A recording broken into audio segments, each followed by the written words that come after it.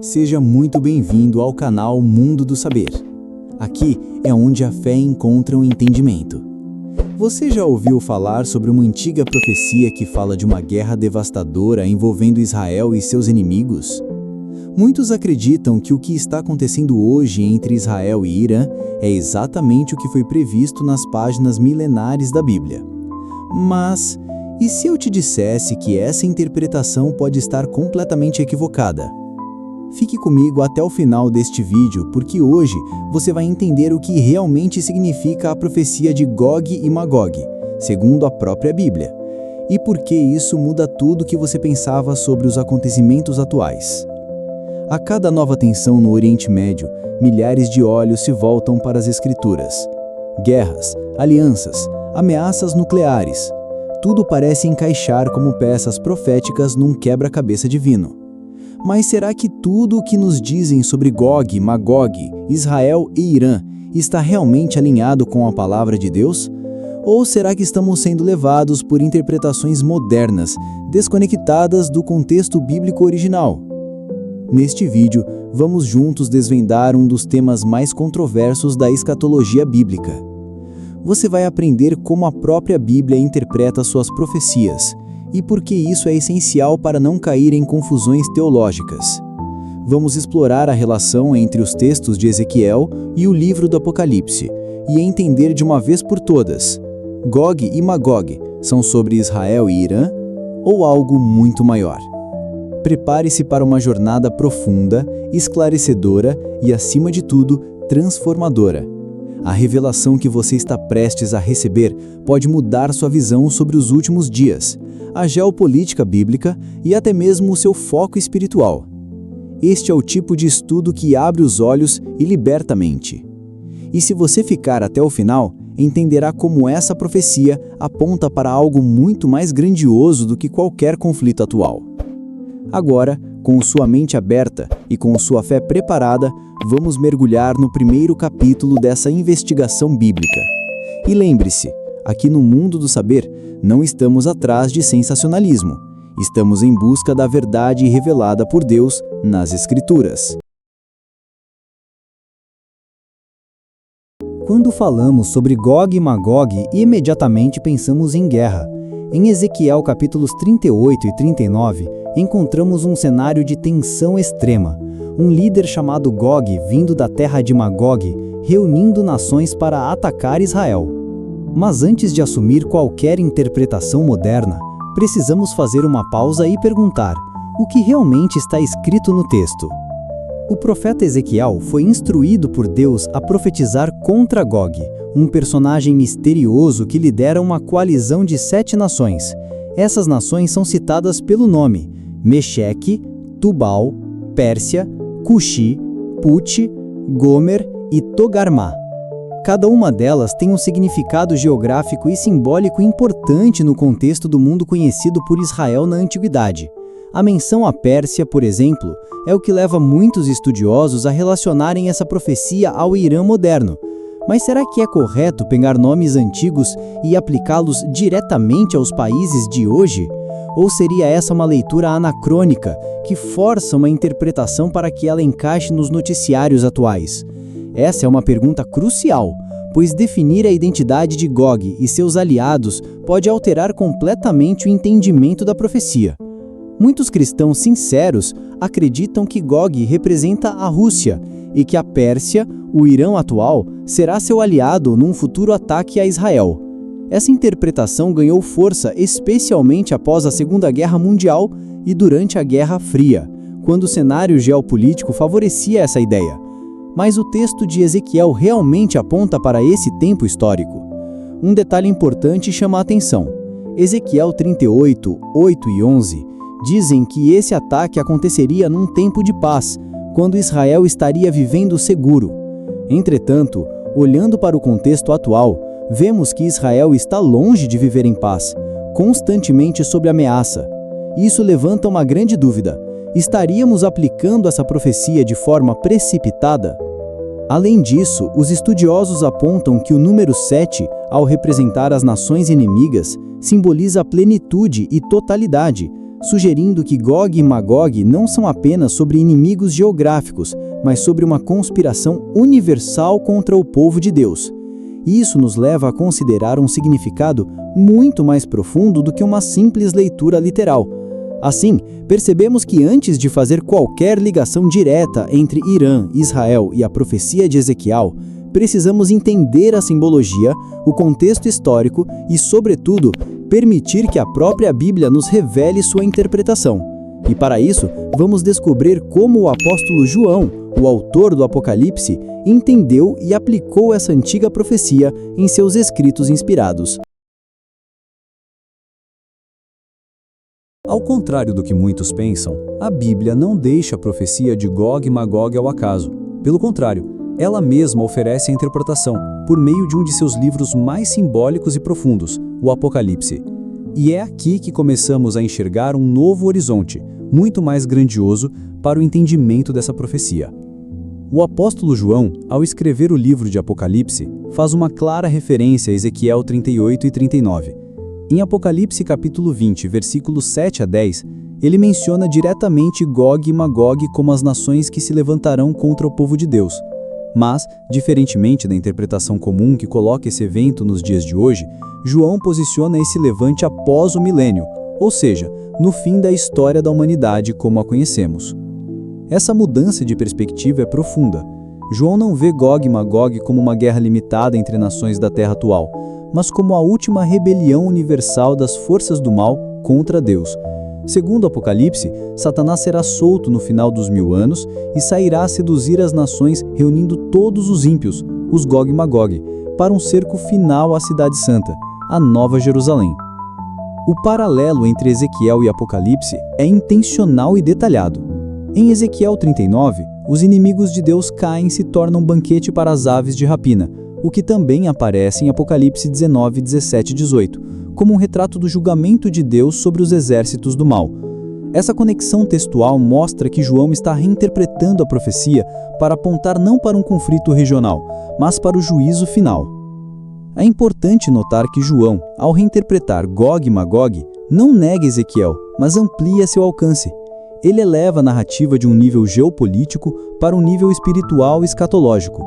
Não se trata mais de Israel físico ou do Irã moderno, mas de um confronto cósmico entre o bem e o mal, entre o reino de Deus e os reinos deste mundo. Isso desmonta interpretações apressadas que usam os conflitos atuais do Oriente Médio como se fossem o cumprimento exato da profecia. João, inspirado pelo Espírito Santo, nos mostra que essa guerra final é universal e espiritual, não uma batalha entre países com fronteiras e bandeiras. Isso muda completamente nossa forma de enxergar as Escrituras e os sinais dos tempos. A mensagem central é clara. Não devemos focar nossas expectativas escatológicas em conflitos terrenos, mas sim no plano eterno de Deus.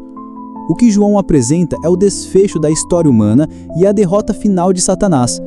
A profecia de Gog e Magog, portanto, se cumpre não no presente, mas no futuro escatológico, após o reinado milenar de Cristo. Agora vamos analisar essa diferença ainda mais profundamente, explorando a simbologia de Jerusalém e como os heróis da fé, como Abraão, não aguardavam uma cidade terrena, mas uma cidade celestial. E é aí que percebemos que o verdadeiro foco da profecia nunca foi a Jerusalém da terra, mas a nova Jerusalém que desce do céu. Antes de prosseguirmos em revelarmos o que a Bíblia realmente diz sobre a Jerusalém que deve ser o foco dos filhos de Deus, quero saber de você. Você acredita que a guerra entre Israel e Irã tem ligação direta com a profecia de Gog e Magog? Ou depois de tudo o que mostramos até agora, você começa a enxergar que essa profecia pode apontar para algo muito maior e espiritual, como o apóstolo João revelou? Deixe aqui nos comentários a sua opinião sincera. Esse espaço é uma verdadeira comunidade de estudo e sua participação fortalece o debate e edifica quem está buscando entender as Escrituras com profundidade. Escreva agora, Gog e Magog, já está se cumprindo ou ainda vai acontecer? Vamos juntos refletir com base na Bíblia e não apenas nas manchetes. Seu comentário pode ser exatamente o que outra pessoa precisa para despertar para a verdade. Agora que entendemos que a profecia de Gog e Magog tem um cumprimento escatológico e não geopolítico, precisamos ir além. Existe uma pergunta que muitos não fazem, mas que é fundamental para compreender o foco real das profecias bíblicas. qual Jerusalém é o verdadeiro alvo das promessas divinas? A resposta pode mudar para sempre sua maneira de interpretar os eventos do fim dos tempos. O próprio apóstolo João, após descrever o cerco final das nações contra o povo de Deus, revela em Apocalipse 21 uma visão impactante. Ele vê a nova Jerusalém, que desce do céu da parte de Deus. Ela não é construída pelos homens, nem pertence à terra atual. Essa cidade é chamada de a noiva, a esposa do Cordeiro, e representa o destino eterno dos salvos. Isso já mostra que o verdadeiro plano de Deus vai muito além da Jerusalém física que vemos nos mapas. E essa ideia não está apenas no Apocalipse. Em Hebreus capítulo 11, lemos que os heróis da fé, Abraão, Isaque, Jacó e tantos outros, aguardavam uma pátria superior, celestial, e não tinham esperança na reconstrução de uma cidade terrena. O texto diz que eles eram estrangeiros nesta terra, peregrinos em busca de algo que só Deus poderia edificar. Eles esperavam a cidade cujo arquiteto e construtor é o próprio Senhor. Esse detalhe é crucial.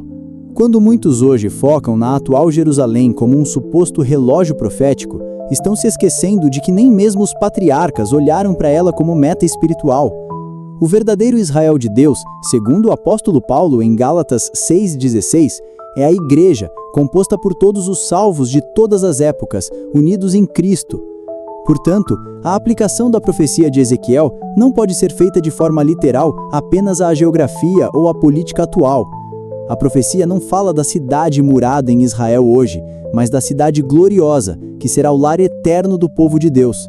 Isso muda completamente o centro da narrativa profética e tira o foco da terra para colocá-lo nos céus, exatamente como os autores bíblicos sempre enfatizaram. O ataque de Gog e Magog contra Israel é simbólico de uma última tentativa das forças do mal contra o plano divino. E essa cidade que será cercada, como vimos no capítulo anterior, é a nova Jerusalém, já descida dos céus, quando os salvos já tiverem sido redimidos, e Satanás for solto por um breve momento no final do milênio. Essa compreensão profunda nos convida a tirar os olhos das manchetes e colocá-los nas promessas eternas. Isso não significa ignorar o sofrimento atual no Oriente Médio, nem deixar de orar por todas as vítimas, pelo contrário, mas precisamos reconhecer que a esperança bíblica está além da geopolítica. Ela está centrada em Cristo e no cumprimento pleno de suas promessas para o seu povo fiel. Continue no vídeo, pois agora vamos examinar como o fogo que cai do céu em Ezequiel 39, e que muitos pensam ser um ataque militar moderno, na verdade representa o juízo final de Deus sobre Satanás e seus seguidores, fechando definitivamente o ciclo do mal. E acredite, esse momento é mais poderoso e transformador do que qualquer guerra terrestre. Ao chegarmos nesse ponto da jornada, a pergunta que ecoa é inevitável. O fogo descrito em Ezequiel 38 e 39 seria mesmo um ataque militar, uma bomba moderna, um conflito nuclear entre potências? Ou será que esse fogo representa algo infinitamente maior e mais divino? A resposta está, mais uma vez, na Bíblia interpretando a própria Bíblia. E ela é surpreendente. Em Ezequiel 39, versos 6 e 22, lemos que Deus fará cair fogo sobre Gog, sobre seus aliados e sobre as nações que os acompanham. O texto apresenta uma ação direta do próprio Deus, sem qualquer menção a armas humanas. Isso já nos dá uma pista importante. O juízo não é provocado por Israel, nem por alianças militares, mas por uma intervenção celestial. Agora, observe como esse mesmo tema é retomado no livro do Apocalipse. Em Apocalipse 20, após o milênio, Satanás é solto e reúne Gog e Magog, a multidão de ímpios, para cercar a cidade santa. E então, o que acontece? Exatamente como em Ezequiel.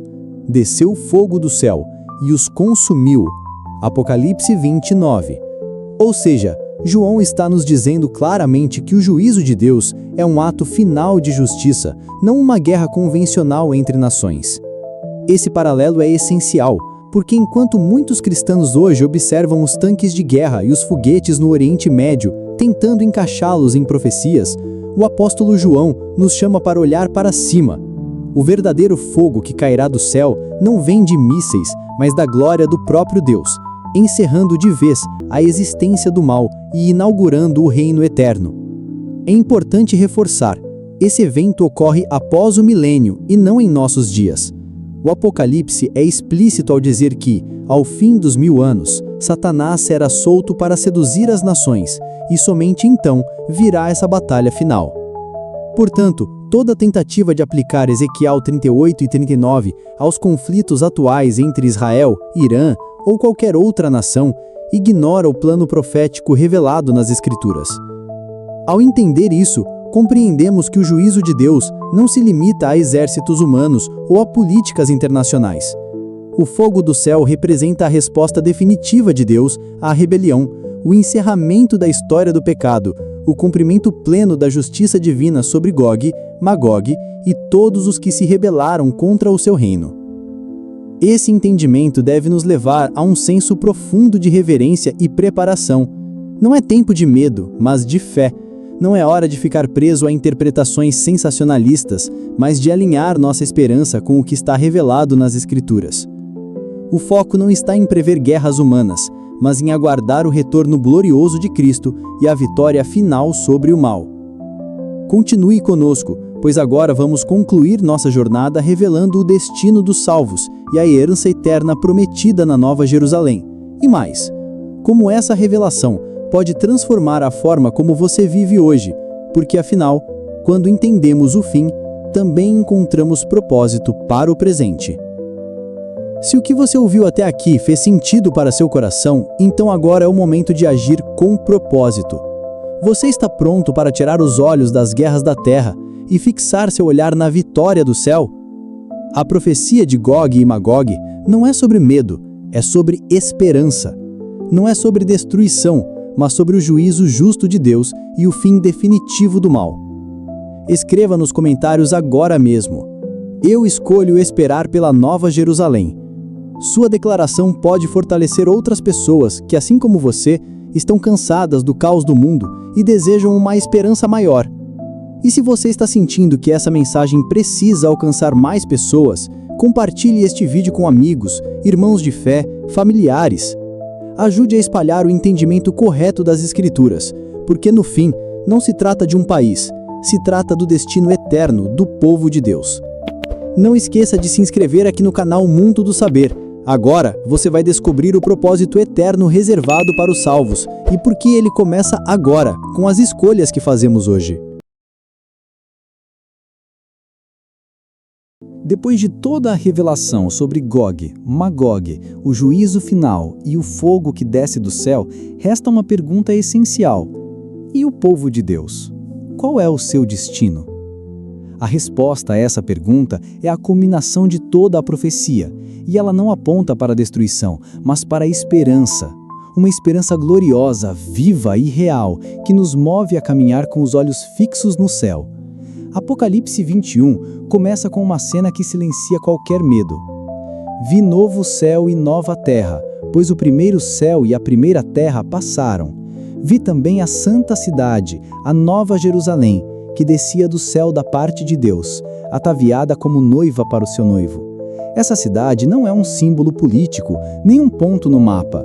É a herança prometida aos salvos, o cumprimento de tudo o que os profetas e patriarcas aguardavam com fé. A Nova Jerusalém é descrita como um lugar onde Deus habitará com o seu povo. Lá não haverá mais lágrimas, nem morte, nem dor. É o oposto completo das guerras, das traições políticas e alianças humanas instáveis que tanto nos afligem neste mundo. Aqui, o plano de Deus se revela em sua plenitude: restaurar o paraíso perdido e trazer o seu povo de volta para casa. É por isso que Hebreus capítulo 11 nos diz que Abraão, Isaque e Jacó viveram como estrangeiros, porque aguardavam uma pátria melhor, uma pátria celestial. Eles não estavam esperando a restauração da Jerusalém terrena, mas ansiavam por algo maior. Essa mesma esperança é estendida a mim e a você, se estivermos entre os que permanecem fiéis até o fim. A Bíblia deixa claro: todos os filhos de Deus, de todas as épocas, entrarão juntos nessa cidade. Isso significa que a promessa não é exclusiva de uma etnia, uma nação ou um tempo histórico. O povo de Deus é composto por todos os que foram redimidos pelo sangue do Cordeiro. Eles são o verdadeiro Israel, o Israel de Deus, como Paulo escreveu em Gálatas 6,16. Essa verdade desarma qualquer leitura superficial das profecias. O foco nunca foi reconstruir um templo físico, nem esperar por uma guerra entre países como o marco do fim. O foco é preparar o coração, alinhar a vida com o propósito de Deus e estar pronto para a eternidade.